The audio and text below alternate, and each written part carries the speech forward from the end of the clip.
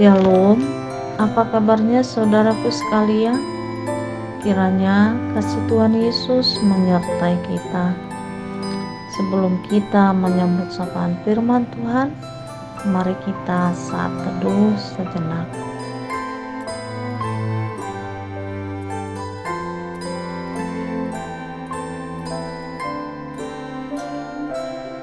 Amin.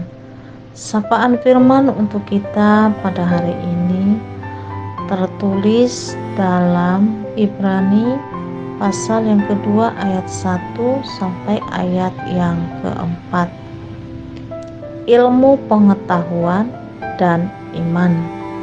Ilmu pengetahuan adalah suatu proses pembentukan pengetahuan yang terus-menerus sampai menjelaskan fenomena yang bersumber dari wahyu, hati, dan semesta sehingga dapat diperiksa atau dikaji secara kritis dengan tujuan untuk memahami hakikat, landasan dasar dan asal-usulnya sehingga dapat diperoleh hasil yang logis, yang mana jika kita mengacu kepada definisi tersebut, maka ilmu pengetahuan kerap kali memerlukan pemikiran dalam pengerjaannya. Namun, jika kita memasuki ranah Alkitab, kita tidak hanya membutuhkan ilmu pengetahuan, kita juga membutuhkan iman. Berdasarkan Ibrani 11 ayat 1, iman adalah dasar dari segala sesuatu yang kita harapkan dan bukti dari segala sesuatu yang kita lihat. Ada pertentangan dalam ilmu pengetahuan dan iman. Bagaimana kita membuktikan sesuatu itu ada secara logis, tetapi kita tidak melihatnya? Jawaban secara logisnya adalah tidak bisa jika kita melihat dari sisi ilmu pengetahuan. Begitu juga ketika ilmu pengetahuan melihat keselamatan.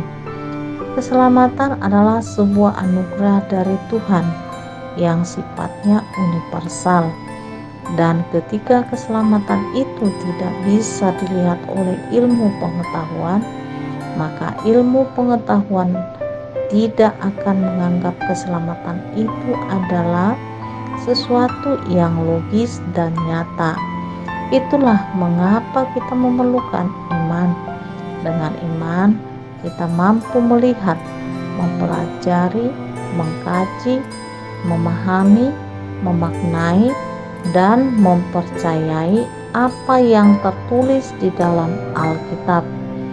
Termasuk juga keselamatan, di mana industri 4.0 seperti sekarang ini, kita akan sangat mudah terbawa arus zaman ini jika kita hanya mengandalkan iman tanpa kita mengikutsertakan ilmu pengetahuan.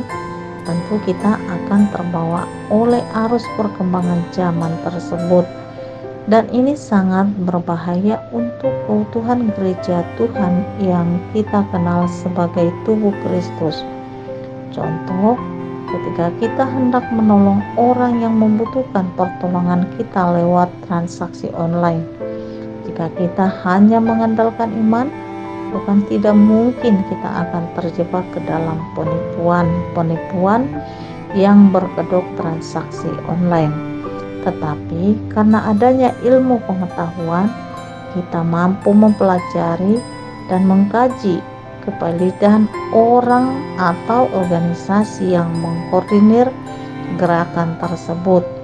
Oleh karena itu, ketika Allah menganugerahkan karunia Roh Kudus kepada setiap manusia, hendaknya manusia tidak menyanyiakan itu semua.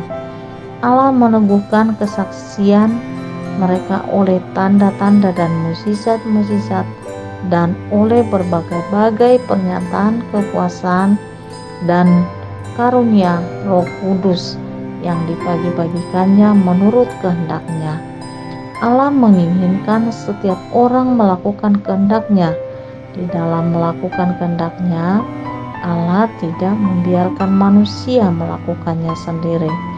Allah mengaruniakan kuasa serta karunia Roh Kudus kepada mereka untuk menyatakan kesaksian atau kasih dan keselamatannya. Amin.